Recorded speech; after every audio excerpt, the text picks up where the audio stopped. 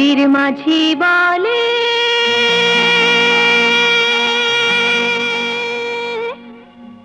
এসো নবী, মাঠের কবি বলে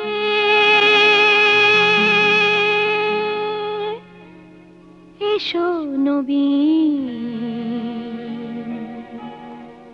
দেখেছি দূরে ওই সোনালি দিন, দেখেছি দূরে ওই সোনালি দিন।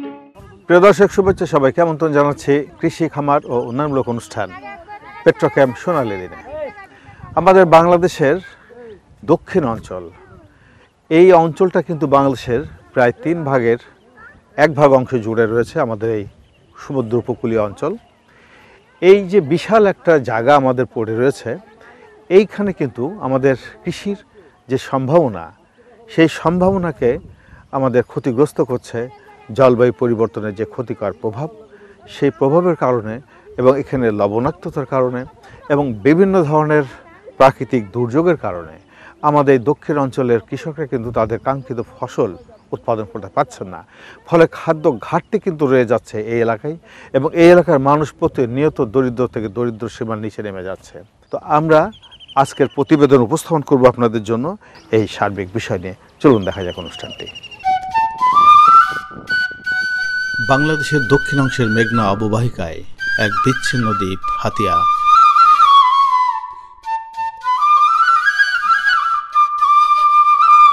প্রতি বছর নানা ধরনের প্রাকৃতিক দুর্যোগ, লবণাক্ত পানির আগ্রাসন আর ভাঙনের ভয়াবহতার সাক্ষী দেশের মূল ভূখণ্ড থেকে বিচ্ছিন্ন হাতিয়াবাসী।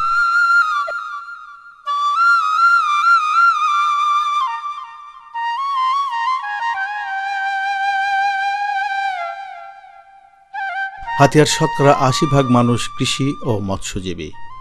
শুষ্ক মৌসুমে কৃষিকাজের প্রধান প্রতিবন্ধকতা লবণাক্ততা ও সেচ সুবিধার অনুপস্থিতি। তাছাড়া উন্নত প্রযুক্তি ও প্রযুক্তির অভাবে ক্ষুদ্র ও প্রান্তিক চাষিরা কৃষিকাজে আগ্রহ হারিয়ে সাগরকেন্দ্রিক আয়ের উৎসের পেছনে ছোটেন জীবনের ঝুঁকি নিয়ে। হাতিয়া বলতে আমাদের এই নিজুম দ্বীপ ইউনিয়নে টোটালি আমরা সবাই জেলে অভিযান যখন পড়ে তখন আমরা নদীতে যাইতে পারি না, আমরা উপরে থাকতে হয়। তারপর যে আবার মাঝে মাঝে আপনার এই যে সিগন্যাল হয়, সিগন্যাল উঠে, সিগন্যালের সময় আমরা যাইতে পারি না। এই যে 3 নম্বর সিগন্যাল হইলে ধরেন আমরা চলে যেত। দ্বীপ উন্নয়ন সংস্থার একটা রেডিও আছে, আমরা সেখানে যাই, রেডিওর খবর শুনি। তারপর যে আবার ধরেন আমি নিজে সিপিবি সদস্য, আমরা মানে বিভিন্ন মাধ্যমে খবরগুলো নিতে যাই। ধরেন আমরা এগুলা আমার সিগন্যাল যখন বাড়ে তখন আমরা উড়ে চলে আসি। সময়ের সাথে সাথে মেঘনা মোহনা ও সাগরে মাছের প্রাচুর্যতা কমছে, পাশাপাশি জনসংখ্যা বৃদ্ধির সাথে সাথে জেলের সংখ্যাও বৃদ্ধি পেয়েছে। যে পরিবারে 10 বছর পূর্বে একজন জেলে ছিল, বর্তমানে সেই পরিবারে জেলের সংখ্যা 5 থেকে 7 জন হয়েছে। জেলে পরিবারগুলোর আগামী প্রজন্মকে কারিগরি শিক্ষায় প্রশিক্ষিত করে পেশা পরিবর্তনের সুযোগ সৃষ্টি করতে পারলে অনাকাঙ্ক্ষিত মৎস্য শিকার বন্ধ হবে, আলোকিত হবে জীবন ধারণের পথ। আমরা যে কেননা আমরা হাতিয়া, ননসিরা, হইনিস, আনন্দী বিভিন্ন এলাকা থেকে আইছি এই নিজুম দ্বীপে। তো আমাদের কাছে কোনো অর্থ নাই, আমরা দ্বীপ উন্নয়ন থেকে ওই অনেকভাবে ধর না করি, ঋণ লই, তারপর যে মানে আমরা ব্যাংকের তেল লই, ধর না পার্টি করতে লই, এক একজন এক এক সিস্টেম আমরা নদীতে ব্যবসা করি। তো এখন মনে করেন আমরা যদি অন্য একটা ব্যবসা বাণিজ্য করতে যাই তাহলে আমাদের অর্থের প্রয়োজন আছে, এবং আমাদের এখানে বাল বাচ্চা যারা এই যে আমরা দেখতেছেন এই ছেলে বাচ্চাগুলো আমার ক্যাকড়া ধরে, আমাদের এখানে কোনো স্কুল শিক্ষা প্রতিষ্ঠান নাই। সরকার যদি আমাদের এখানে বিশেষ করে এই স্কুলগুলো করে দেয় প্রত্যেকটা ওয়ার্ডে, এখানে 9টা ওয়ার্ড, এই 9টা ওয়ার্ডে যদি প্রত্যেকটা স্কুলগুলো করে দেয়, শিক্ষা প্রতিষ্ঠানগুলো করে দেয়, তাহলে আমাদের জন্য ভবিষ্যৎ এই ছেলে সন্তানদের জন্য ভালো হইব। সরকার যদি আমাদের জন্য বড় ধরনের একটা উদ্যোগ নেয় তাহলে ধরেন আমাদের ছেলেমেয়েরা আমরা যে পেশাতে আছি এই পেশাতে আর থাকবে না। হাতিয়ার বিভিন্ন ইউনিয়নে বিস্তর আবাদি জমি থাকলেও শুষ্ক মৌসুমে একদিকে লবণাক্ততার প্রভাব, অন্যদিকে সেচ সুবিধার অভাবে কৃষি কর্মকাণ্ড ব্যাহত হয়। এ অবস্থার প্রেক্ষিতে দ্বীপবাসীর খাদ্য ও পুষ্টির নিরাপত্তার উদ্দেশ্যে জলবায়ু সহিষ্ণু জাতের ধানসহ বিভিন্ন ফসলের আবাদ বৃদ্ধিতে প্রশিক্ষণ ও উপকরণ সহায়তা দিয়ে আসছে দ্বীপ উন্নয়ন সংস্থা। গভীর বা শ্যালো নলকূপের প্রচলন এই এলাকায় না থাকায় চাষিরা এই ধরনের পুকুরের পানি সেচ কাজে ব্যবহার করে থাকেন। চাষিদের মিশ্র ফলের বাগান সৃজনে সহায়তা দিচ্ছে দ্বীপ উন্নয়ন সংস্থা। এই বাগানে নানা ধরনের ফলের গাছ রয়েছে, যা পারিবারিক চাহিদার পাশাপাশি লাভজনক বাণিজ্যিক খামার হিসেবে গণ্য হচ্ছে।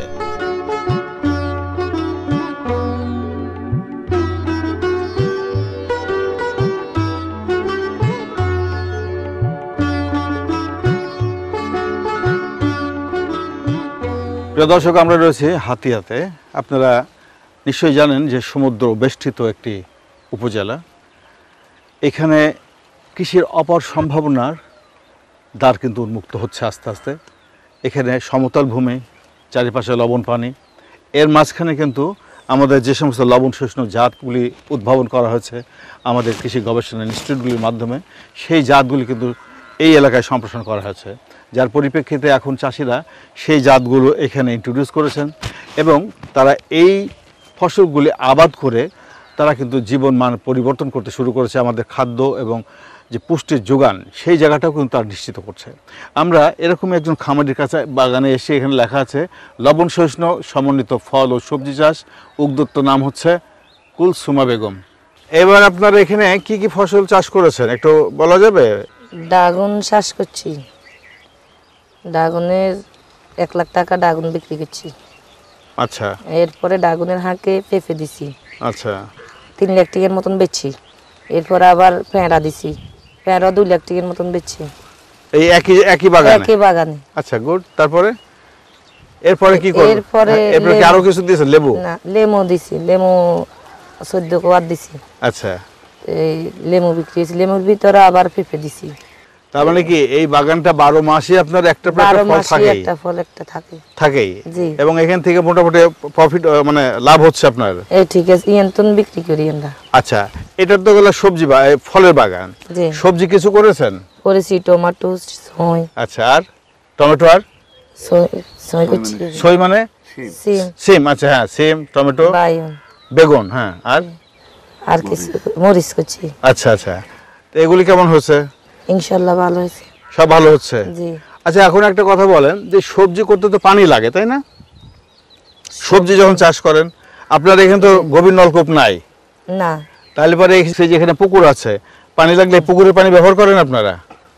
তখন মেশিন দিয়ে দেই। আপনারা এই যে সবজি চাষ করতেছেন বা ফলের বাগান করছেন, তাই না? তো এটা করতে তো অনেক টাকা পয়সা লাগে, তাই না? জি। এইটা পুঁজি লাগে, সেই পুঁজিটা কিভাবে জোগাড় হচ্ছে? আমরা সমুদ্রের তন্টে এনেছি, দ্বীপের নিতেন। হ্যাঁ, দ্বীপের নেন সমুদ্রের। টাকা নিছেন? টাকা নিছি। কতদিন ধরে এই সমিতির সাথে আছেন? আজ 12-13 বছর হইব। তাই? জি। এখন সর্বশেষ কত টাকা পর্যন্ত নেওয়া আছে? 1,20,000 টাকা। 1,20,000? জি। এই ফল বিক্রি করেন, সবজি বিক্রি করেন, আবার দিয়ে দেন? দিয়ে দিই। আপনাদের তো অনেক সদস্য, তাই না? জি। তো এই যে সদস্য উনি কথা বললেন কৃষিকাজ করছেন, এরকম কৃষিকাজ করছে এরকম সদস্য সংখ্যা কত আছে হাতিয়াতে বলা যাবে আনুমানিক? আমাদের তো দীপনের সংস্থা হাতিয়াতে প্রায় 6টা বা শাখা আছে। সেই হিসাবে উনি যেই শাখার সদস্য, চরকিং শাখা আমাদের দীপনের সংস্থার, এখানে প্রায় 2000 সদস্য আছে। এই 2000 সদস্যের মধ্যে প্রায় আমাদের 12 থেকে 1300 সদস্য আছে যারা কৃষিকাজের সাথে জড়িত। আচ্ছা, আর অন্যরা অন্যান্য পেশায়? অন্যান্য পেশা, মুদি ব্যবসা বা কিছু আপনার গবাদি পশু লালন পালন, গরু মোটা তাজাকরণ, মৎস্য চাষ, তারপরে পোলট্রি, এগুলি এই সমস্ত ইয়ার সাথে জড়িত আছে। তাহলে কি আমরা ধরে নেব যে এখানে যে জমি আছে, কৃষি জমি, প্রত্যেকটা জমিতে এখন চাষ হচ্ছে, কোনো জমি ফেলে পড়ে থাকছে না? প্রত্যেকটা জমিতে চাষ হচ্ছে। পাশাপাশি একটা জিনিস হলো যেটা জলবায়ু পরিবর্তনের সাথে কিছু অর্থকরী ফসলে কিছু ক্ষতি হয়েছে, যার পরিবর্তে এই যে আমাদের যে সদস্য কুলসুমা বেগম একসময় খুব হতদরিদ্রভাবে জীবনযাপন করতো। তারপরে দিনমজুরের মতো, তারপরে এক সময় উনি দেখলো যে না, এটা দিয়া জীবনযাত্রা চলবে না। ওনার ব্যক্তিগতভাবে কোনো ছেলে নাই, 5টা মেয়ে। এরপরে উনি দীপনের সংস্থায় ভর্তি হইয়া আজ থেকে 10 থেকে 12 বছর আগে 20,000 টাকা লোন নিয়ে 10% জমি উনি বর্গা নেয়। নেওয়ার পরে উনি মরিচ চাষ করে, মরিচ চাষ করতে করতে ওনার কিছু লাভবান হয়। তারপর ওনার স্বামী নন্নবী, ডাকনাম খানসাম, উনি কৃষি অফিসারের সাথে আলাপ করি, একটা অভিজ্ঞতা নেয় এবং প্রশিক্ষণ নেয়। সে নেওয়ার পরেই উনি এখন এই সমন্বিত এই সবজি এবং ফলের বাগান করেছে। এই ফলের চাষ করে উনি দিনের বছর পর বছর অনেক লাভ হয়, একটা ফলের পর একটা ফল, একটা ফলের পর একটা ফল। চরে মহিষ পালনের ব্যাপক সম্ভাবনা আছে, তবে কয়েকটি সমস্যার সমাধান করতে পারলে মহিষ পালন একটি লাভজনক খাত হয়ে উঠবে। দ্বিতীয়ত, লোনা পানির সমস্যা। শীতের শেষে নদীতে লবণ পানি উঠে আসে, যা 3 থেকে 4 মাস থাকে। মাঝে মাঝে চরে উঠে আসে লোনা পানি। এই পানি খেয়ে গরু মহিষের পাতলা পায়খানা, গায়ের পশম ঝরে যাওয়া, উকুন সহ নানা রকম রোগ হচ্ছে। অনেক মহিষ মারা যাচ্ছে, মরা বাছুর প্রসাব করছে। এ সময় চরগুলোতে স্বাদু পানির প্রচণ্ড অভাব দেখা দেয়। আরেক সমস্যা হচ্ছে ঝড় জলোচ্ছ্বাস ও উচ্চ জোয়ার। বছরে অমাবস্যা পূর্ণিমায় মেঘনা নদীতে জোয়ারের উচ্চতা বিপদসীমা অতিক্রম করে। এ সময় এক চর থেকে আরেক চরে, এক জেলা থেকে অন্য জেলায়, এমনকি লক্ষ্মীপুর নোয়াখালীতে মহিষ ভেসে যাচ্ছে। এ কারণে প্রতিটি চরে সরকারিভাবে নির্মিত পর্যাপ্ত কিল্লা ও চারণভূমি দরকার। 4 নম্বর সমস্যা হচ্ছে চর অঞ্চলে বাথান ভিত্তিক যে মহিষগুলি পালন করা হচ্ছে, সে মহিষগুলির অন্তঃপ্রজনন অর্থাৎ ইনব্রিডিং সমস্যা রয়েছে। বংশ পরম্পরায় একই বাথানের একই পরিবারের মহিষ দিয়ে ব্রিডিং হচ্ছে। এতে মহিষের রোগ প্রতিরোধ ক্ষমতা এবং দুধ ও মাংসের উৎপাদন কমে যাচ্ছে। যে মহিষ 5 থেকে 6 লিটার দুধ দিতে পারে, সেটি দিচ্ছে 1.5 থেকে 2 লিটার। হাতিয়া ও নিঝুম দ্বীপে প্রাণী সম্পদের অপার সম্ভাবনা থাকলেও লবণ সহিষ্ণু উন্নত জাতের ঘাস চাষে সরকারি, বেসরকারি বা ব্যক্তি উদ্যোগের অভাবে প্রাণী সম্পদ উন্নয়ন বাধাগ্রস্ত হচ্ছে। পাশাপাশি গরু মহিষের জাত উন্নয়ন কর্মকাণ্ডও সম্প্রসারিত হচ্ছে না। খাদ্য অভাবে জীর্ণ শীর্ণ মহিষগুলো না পারছে দুধ ও মাংসের যোগান দিতে, না পারছে রিপ্রোডাক্টিভ ক্ষমতা ধরে রাখতে। ফলে মহিষের সংখ্যা বাড়ানো বাধাগ্রস্ত হচ্ছে। এখানে লবণ সহিষ্ণু উন্নত জাতের ফডার আবাদের ব্যবস্থা করতে পারলে দুধ ও মাংসের পর্যাপ্ত যোগান পাওয়া সম্ভব হতো। এ অবস্থার পরিপ্রেক্ষিতে দ্বীপ উন্নয়ন সংস্থার সহায়তায় স্থানীয় বেশ কিছু খামারি উন্নত জাতের গরু ও ভারতের মোররা জাতের মহিষ পালন করছেন।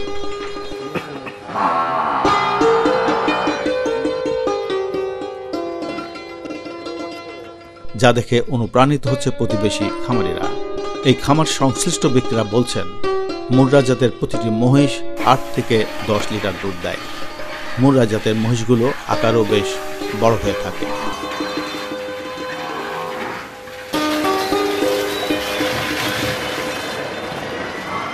আমরা দীপনা সংস্থার পক্ষ থেকে করোনা পরবর্তী 2000 সালে সর্বপ্রথম হাতিয়াতে মুর্রা জাতের মহিষ আমরা আনি। মূলত পক্ষে এই জাতটা ইন্ডিয়ার হরিয়ানা এবং পাঞ্জাব প্রদেশের। আমরা এখানে হাতিয়াতেই আমরা 10টা মুর্রা জাতের মহিষ দিই। তার মধ্যে নিঝুম দ্বীপ, হাতিয়া এবং মনপুরার কলাতলী উপজেলায়। কৃত্রিম প্রজননের মাধ্যমে আমাদের বিভিন্ন খামারি আছে, তাদেরকে উৎসাহিত করেছি। হাতিয়াতে এখন প্রায় আমাদের 12টা এই ছোট ছোট খামারি গড়ে উঠেছে, নিঝুম দ্বীপ সহ।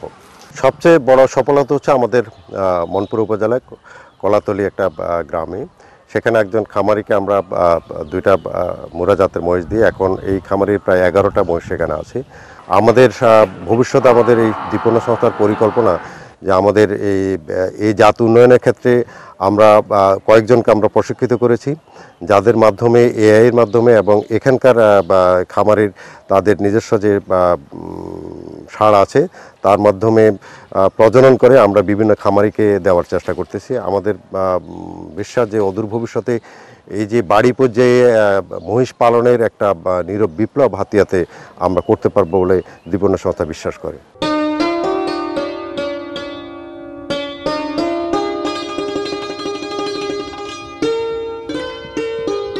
প্রিয় দর্শক, আমরা এসেছি হাতিয়া উপজেলার পৌরসভা সদরে আমরা আছি। এখানে আমরা জান্নাত ডেইরি এবং ক্যাটেল অ্যান্ড বাফেলো একটি খামারে।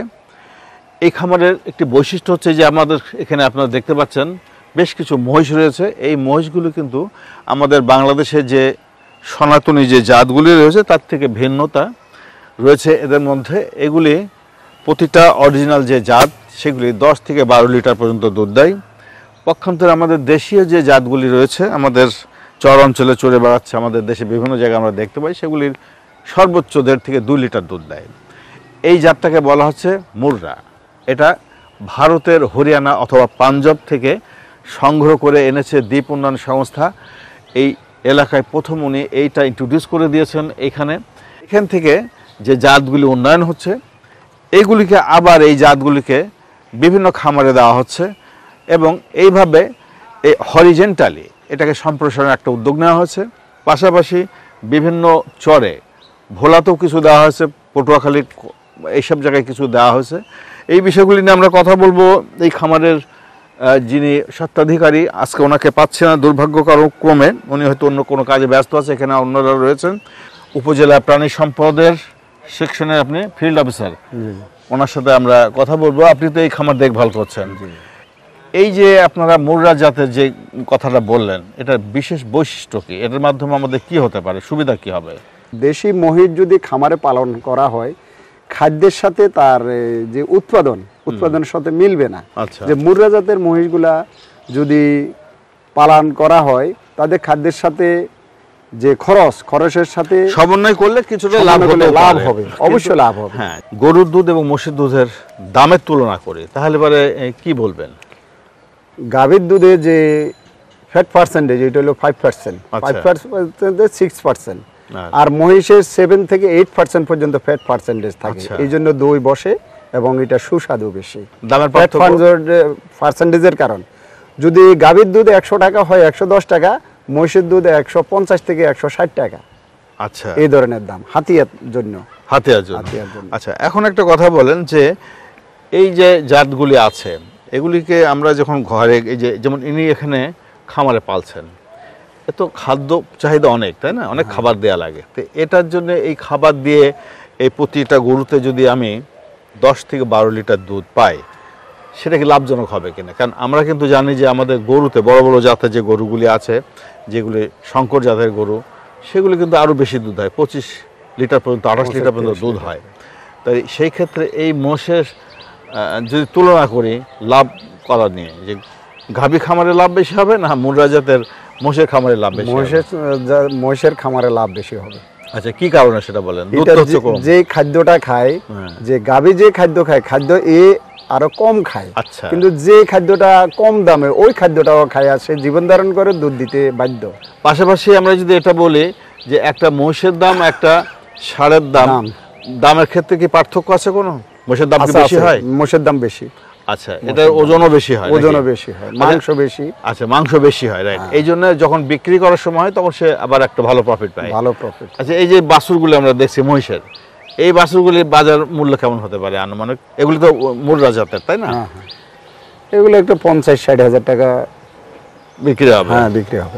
মুর্রা জাতের মহিষ সম্প্রসারণের লক্ষ্যে কয়েকটি বাণিজ্যিক প্রতিষ্ঠান মাঠ পর্যায়ে কাজ শুরু করেছে। অধিক মাংস ও দুধ উৎপাদনে এই জাতটি দ্বীপবাসীর জন্য আশীর্বাদ হতে পারে। একটু আগে আপনাকে দেখলাম এআই করছেন, তাই না? আর্টিফিশিয়াল ইনসেমিনেশন করছেন মহিষের মুর্রা জাতের। তো আমার খুব জানার ইচ্ছা যে বাংলাদেশে এই মুর্রা জাতের যে মহিষ, এর যে সিমেন, এগুলি কি পাওয়া যাচ্ছে এবং কারা কোথায় কোথায় পাওয়া যাচ্ছে যদি একটু বলেন? জি, এখন বর্তমানে মুর্রা জাতের যে অরিজিনাল যে জাতটা, এটা বাংলাদেশে পাওয়া যাচ্ছে। আচ্ছা, আর এই জাতটা নিয়ে এখন লালতির লাইভস্টক ডেভেলপমেন্ট ডিবি লিমিটেড ওরা কাজ করতেছে। পাশাপাশি বাংলাদেশে সরকারিভাবে ব্যাপকভাবে এটা নিয়ে কাজ হচ্ছে। আমাদের, আপনার কি জানা আছে যে আমাদের প্রজনন কেন্দ্র রয়েছে যেটা সাভারে, সেখানে কি এটা পাওয়া যায়? হ্যাঁ, এখন এটা নিয়ে পাওয়া যাচ্ছে এবং আপনারা হয়তো জানেন যে সরকার বিভিন্ন প্রজেক্টের মাধ্যমে এআই কর্মী নিয়োগ এবং বীজ সাপ্লাই দিচ্ছে। আচ্ছা, আপনি কতদিন কাজ করছেন এখানে? আমি এই খামারে কাজ করতেছি প্রায় 1 বছরের উপরে। শুধু কি এই খামারে নাকি আরো আশেপাশে অন্য খামারে কাজ করেন? অন্যান্য সব জায়গায় আমি আমার এরিয়াতেই কাজ করে থাকি। আচ্ছা আচ্ছা, সেখানে আপনি মহিষও করেন, গরুতেও করেন? জি জি, তাই না?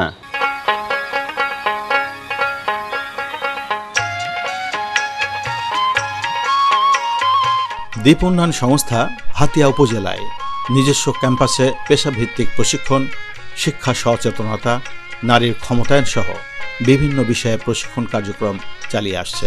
তাছাড়া আবহাওয়া ও প্রাকৃতিক দুর্যোগ সম্পর্কিত তথ্য প্রচার এবং জীবন ঘনিষ্ঠ শিক্ষা প্রচারের উদ্দেশ্যে নিজস্ব ক্যাম্পাসে প্রতিষ্ঠা করেছে রেডিও সাগরদ্বীপ।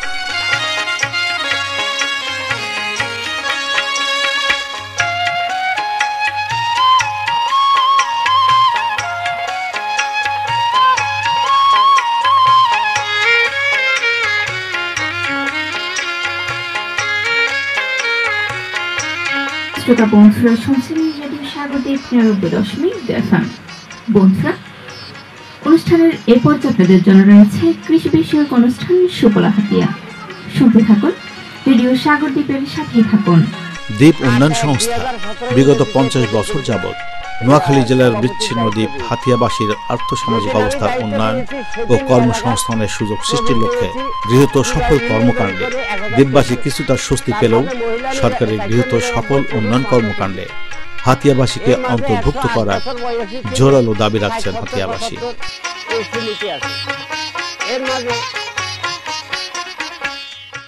প্রিয় দর্শক, আপনারা দেখছিলেন কৃষি, খামার ও উন্নয়নমূলক অনুষ্ঠান পেট্রোক্যাম্প সোনালী দিন।